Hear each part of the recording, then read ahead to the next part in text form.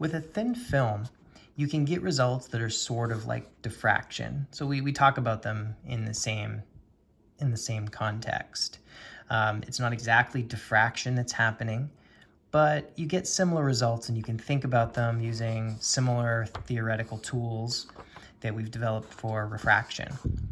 And there's some real important applications of thin films, and this is one of them as an anti-reflection coating for eyeglasses. So when people wear glasses, there could be reflections coming off of those glasses that would cause glare, right? For the people that are looking at you, there would be glare coming off of your glasses. With these coatings that are put on them, they can take away the glare. And they do that by specifically tuning the thin film that goes on it so that it cancels out the light in the center of the visible spectrum. All right, so let's talk through how that happens in general. All right, you have an incoming beam of light, and then it reaches one interface, the top of the thin film, and some of that light will pass through and hit the bottom interface, and so you'll end up with two reflections, one reflection of the top of the film and one reflection off the bottom of the film. Right. When those two beams combine, just like we talked about with diffraction, when you have two beams, they can interfere constructively or destructively.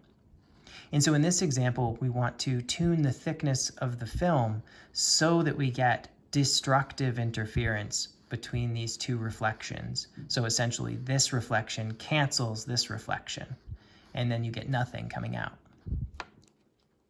Okay, so there's a few important things to think about with thin films.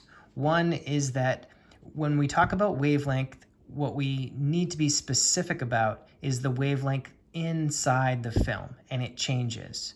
So the wavelength in the film is the wavelength in air divided by the index of refraction of the film. So we have to do that calculation, and then we find that the wavelength in this coating, which has an index of refraction of 1.38, is 398.6 nanometers. Okay, so whenever we need a wavelength, it's the wavelength in the coating that matters. All right, second thing that's really important, there are phase shifts. And what that means is that when light bounces off an interface, it doesn't like continue where it left off sometimes. Sometimes it sort of flips upside down. So the way that I like to think about it is, imagine you had like a rope and it was connected to a wall, and you sent a little, you like flicked your hand up and let a pulse go down the rope. Well, you'd have like a little bump riding along the top of the rope, and when it hits the wall, it's going to reflect down and come back on the bottom side. I think we did this demonstration with a slinky back when we first started talking about waves.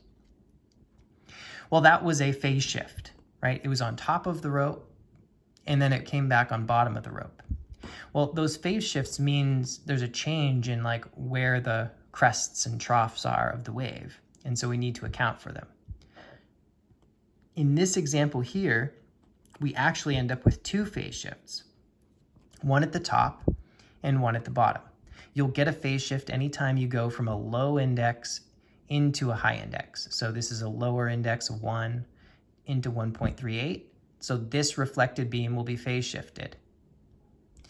But then there's also one here, 1.38 to 1.55, another phase shift. And that's actually kind of nice that there's two, because both of these beams are phase shifted, both reflected beams are phase shifted, so they effectively cancel out. And so we don't really need to account for them anymore. There's nothing else we need to do. The only thing you need to do is when there's one phase shift, or if it was a really complicated problem, which we won't handle any like this, but maybe there was 3 phase shifts. If there's an odd number, then what you would normally think of as constructive interference would actually be destructive, and vice versa. But for us, this one is straightforward. There's 2 phase shifts, and so because there's 2 phase shifts, they effectively cancel out. All right, so how do we figure out what thickness of film will cancel out the reflections? Okay, so let's imagine the film starting at 0 thickness and getting thicker. we would get destructive interference when the path difference of the two reflections is equal to half of a wavelength. So that would cause destructive interference. They'd be exactly crest meeting over top meeting bottom, right? High point meeting low point, and they would average out to 0. So we have the numbers to plug in, and we know what to plug in for the phase shift. The path difference. The path difference is going to be twice the thickness of the film because this beam goes down and then back up. So it'll be 2 times the thickness. Plug in, solve for t, and what we get is that the thickness is 1/4 of the wavelength that we're trying to cancel, which is just about 100 nanometers.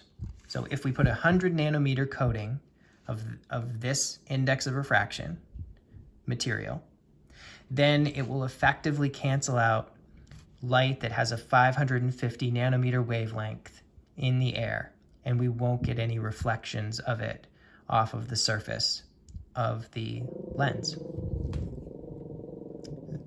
My dog sees something outside.